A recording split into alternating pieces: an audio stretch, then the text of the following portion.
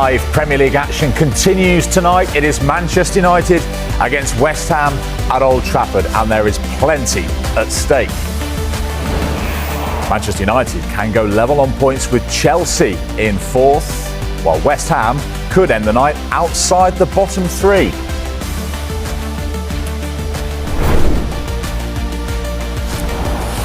Hi there, good evening to you. Danny Mills is our guest this evening alongside Dave Reed and myself. Welcome. We're going to look ahead to that big live game at Old Trafford shortly, and we'll also reflect on last night's action too.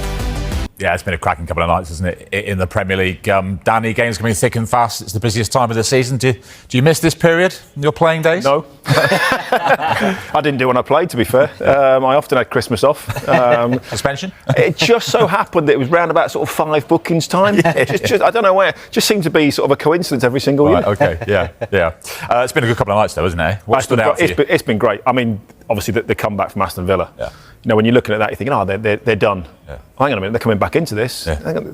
They're winning. You know, you're flicking around channels and watching different games. Obviously, Erling Haaland as well. You know, what is it, 100 goals and 111? That's some going. Yeah. You know, it just his numbers are sensational. Arsenal winning again. You know, I think they look imperious. I would say for the title, but yeah, it's just game after game after game. Yeah, lots to discuss over the next couple of hours. We're going to start though with this evening's game. What is in store at Old Trafford? We will come to West Ham in a bit, I promise you. But let's start with Manchester United looking to move level on points with Chelsea potentially in fourth if they win at Old Trafford. And ahead of the game, Ruben Amorim has sat down with Sky Sports' Kyle Walker. Ruben, it's great to sit down and talk to you. How have the last few days been reflecting on Sunday and then looking ahead to Thursday as well? Was when you win, you have more joy doing your work. Of course, you have always the same passion, but it's completely different. The environment at Carrington is different. Everything is connected. When you play with more quality, even your movements are more fluid. It's different. You have more confidence to do things. I think we were poor, and I can say that with the ball, we lost many times the possession. Maybe because the movements were not so fast. So I think in the second half we felt that we have the opportunity to win the game. We came from last games that our first half was really good, and we dropped a little bit the level in the second half. We proved that we can do the opposite, and that is also a good feeling. Winning away, we were not winning a lot of games away, and we starting after Anfield and now against Crystal Palace, two tough places to play. It's a good feeling and give more.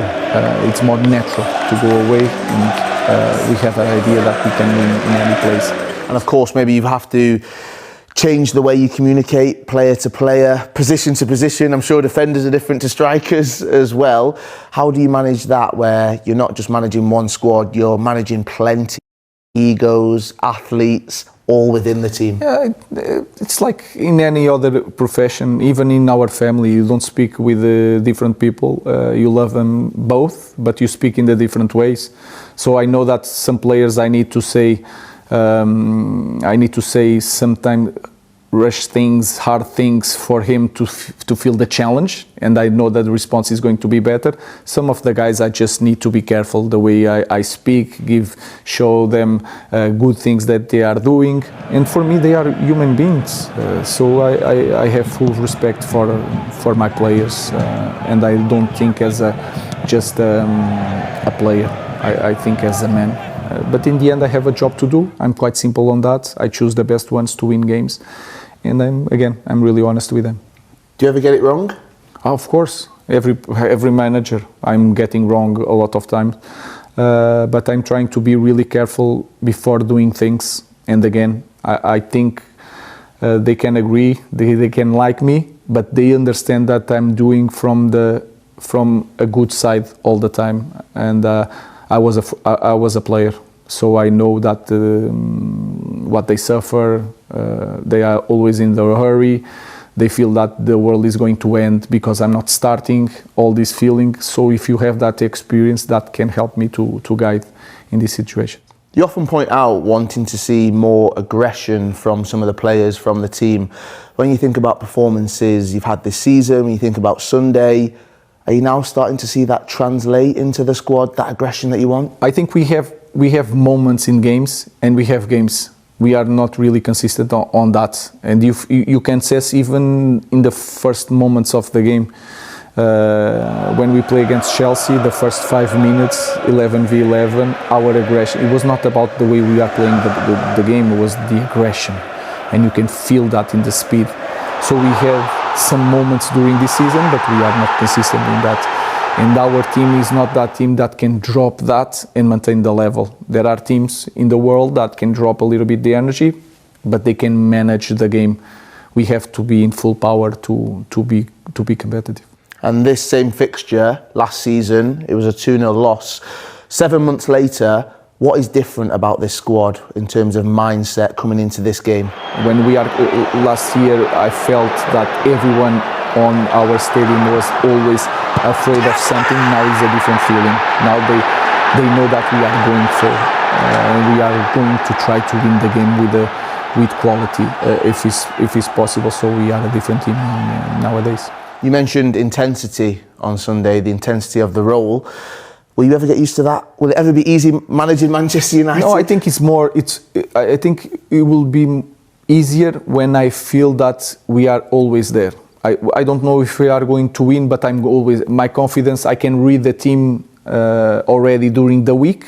I have the feeling, but it's not in that point that I can enjoy my life with all the concerns, all the pressure, but I know that my team is going to behave like in a certain way on the weekend, and we are not in that moment. We are not that team yet. So when we reach that point, I think I will enjoy every detail of the game.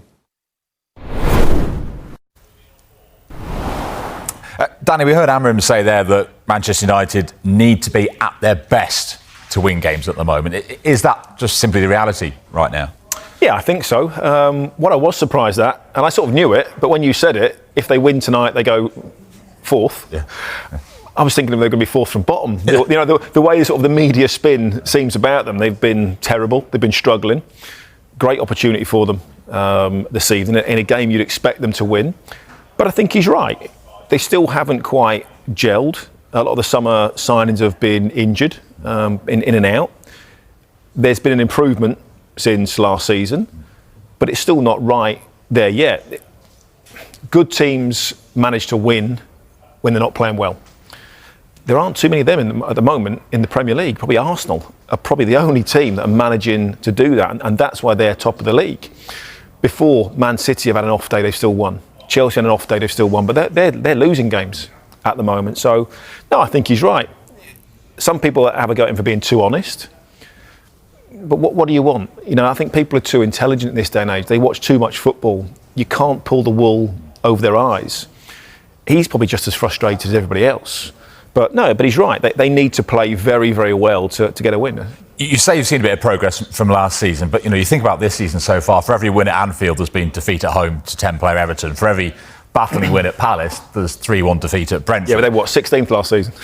Yeah, so I see. But in terms of the progress that has been made, it's that search for consistency, isn't it? I mean, how does he get that? You need to play the same players week in, week out, especially defensively. You need to work on that relationship with the goalkeeper, the 3 centre-backs, the 2 wing-backs, and then the 2 players in midfield. You can chop and change a little bit up front from time to time, but even then, if you're going to play attacking football, they need to know what they're doing. So you need a little bit of luck with injuries, so players are fit, and then you've got to keep playing them. And sometimes, if that's what you believe in, you have to go through this process. And it's not quite the same, but when Pep first came into Manchester City that first season, and he went, right, we're playing total football. It didn't work every single time, but he knew it was the right thing to do, and he believed in it, and he knew he was going to find the players and find the consistency to be able to do that. You know, he changed his goalkeeper twice, very early on in his tenure to make that happen. So if Amorim believes this is the right way to play, and he thinks he can do it long term, they've got to stick with it.